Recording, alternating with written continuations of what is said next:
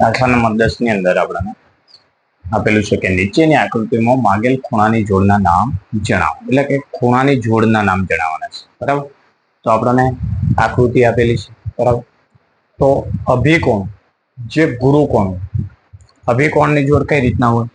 આવી રીતે હોય. બરાબર, ચોકડી તમને ક્યાં દેખાય છે ચોકડી? કે હા, અહીંયા છે. બરાબર, તો અભિકોણની જોડ એટલે કે આ 1 અને 2 અને 3 અને 4. બરાબર, આ અભિકોણની જોડ મતલબ. બરાબર, પણ આપણને ઉલ્લેખ કરેલો છે કે ગુરુકોણ, ગુરુકોણની જોડ તો 90 કરતા મોટા હોય તો આ જોડ થશે. બરાબર, તો આની અંદર કઈ જોડ થશે? ગુરુકોણ AOD અને BOC ગુરુકોણની જોડ થશે. તો લખી દઈએ AOD અને ખૂણો BOC. આપણને અહીંયા લઘુકોણ કીધું હોય તો શું લખાય?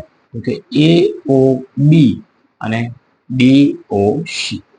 બરાબર, હવે આસન્ન કોટિકોણ, કોટિકોણ કીધું હોય તો સરવાળો કેટલો થાય? 90 થાય. બરાબર, તો આપણને અહીંયા કાટખૂણો દેખાય છે. બરાબર, તો આ ખૂણો અને આ ખૂણો બંનેનો સરવાળો કેટલો થશે? 90. તો આપણે લખી દઈએ AOB ખૂણો AOB અને બીજો ખૂણો AOE. તમે EOA પણ લખી શકો છો. સમાન પૂરક કોણ, પૂરક કોણ હોય તો સરવાળો કેટલો અંશ થાય? 180 અંશ.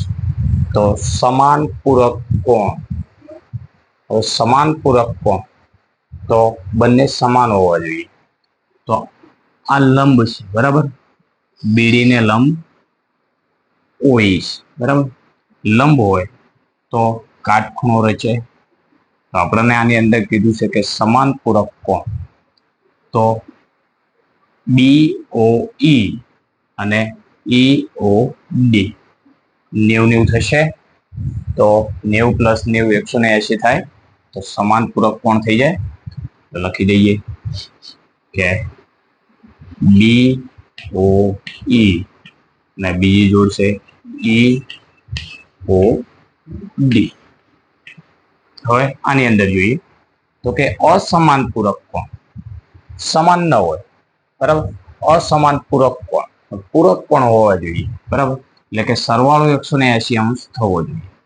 તો આની અંદર આપણે જોઈ લઈએ તો એક AOE અને EOC. બરાબર, આ બે ખૂણા થઈ જશે. તો લખી દઈએ AOE અને ખૂણો EOC.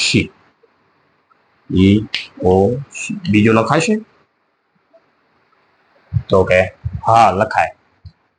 AOD ખૂણો AOD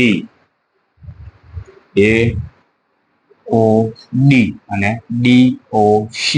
બરાબર, એ પણ 180 અંશ હશે. DOC. આસન્ન કોણ જે રૈખિક જોડ રચતા નથી, આસન્ન કોણ જે રૈખિક જોડ રચતા નથી તો તેવા કયા કોણ?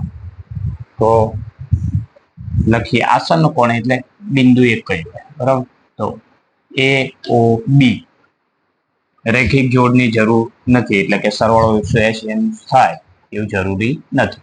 તો AOB બીજો ખૂણો AOE. હવે બીજી રૈખિક જોડ લઈએ તો કે AOE ખૂણો AOE અને EOD ખૂણો EOD. ત્રીજી જોડ